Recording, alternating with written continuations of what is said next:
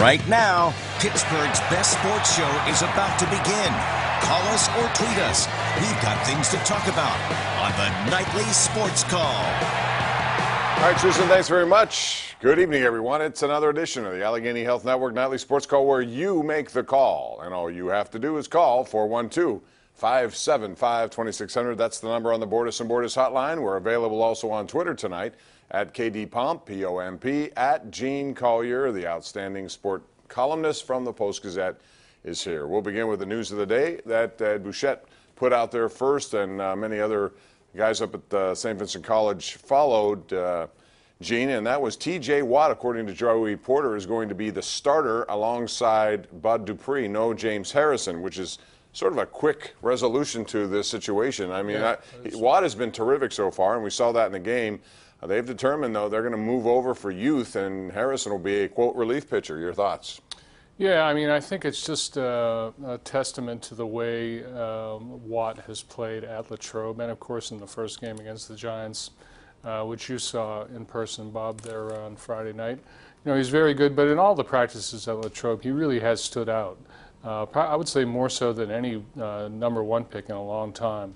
So he's been rewarded for that, and you know, James Harrison, of course, did lead the team in sacks last year, but he led him with 5. You know, he's 39, and I think, you know, I don't think this comes as any disappointment to James Harrison. I think he's pretty comfortable with it. It actually was the plan last year. It was Jarvis Jones and Bud Dupree, and then Jarvis Jones just couldn't handle the situation, which forced Harrison into action, and he turned out to be, you know, terrific every time he got out there, and he made his reps, Gene, were up as the year went on. I mean, he was playing almost every down, it seemed, out there. For a guy who was 38, pretty good production. Right. No, he did a really good job. But again, 5 sacks is not 15 sacks. No. And they need someone to do that. Right. When was the last time? Sure. Probably Harrison and Lamar Woodley, probably, right? That's right. Together they did it. But they haven't had, I don't think they've had a double-digit sack guy in a long time. I can't remember one, but I can't remember Friday, Bob. So.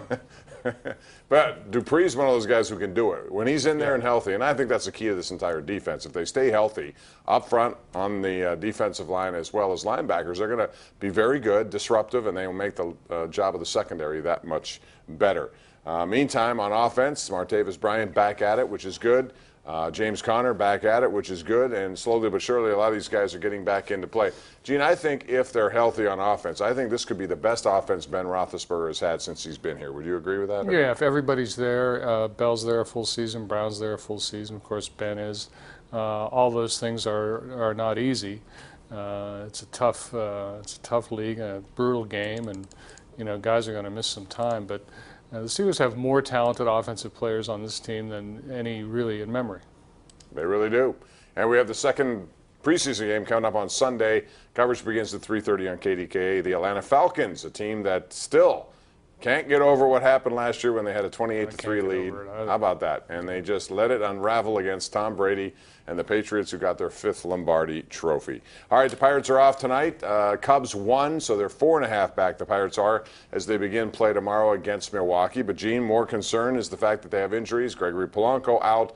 Now it looks like Cervelli may be out with a hand problem that is a recurring injury for him. You know, if you're the Pirates, a lot of people will look at this from the surface and say, well, you're 4.5 out in the pennant race. You have 34-38 against your division coming up. You're still in it. But to me, it doesn't feel like they're in anything. Do you? No, I think you and I are both of the same mind here that, you know, their chance of, you know, getting to the postseason is at roughly 10%. There have always been a team, or at least the 2017 Pirates have always been a team that's just won a few and lost a few. They haven't, you know, lost more than 4 or won more than 6. You know, they're just an average team that happens to be in the middle of a not very good division. All right, we'll talk more about that. Pirates, what do you think they should do? There are guys out there they can get if they want to make a trade. We've mentioned these names before, but they're available. Guys like Curtis Granderson. You know, they had Jay Bruce potentially, but they didn't want to make a move there. Those guys could help and still could help potentially, and it won't cost all that much because you're taking on expiring contracts. What is your take on this? Let us know at 412-575-2600. We'll take those calls next. The conversation continues right here on Pittsburgh CW.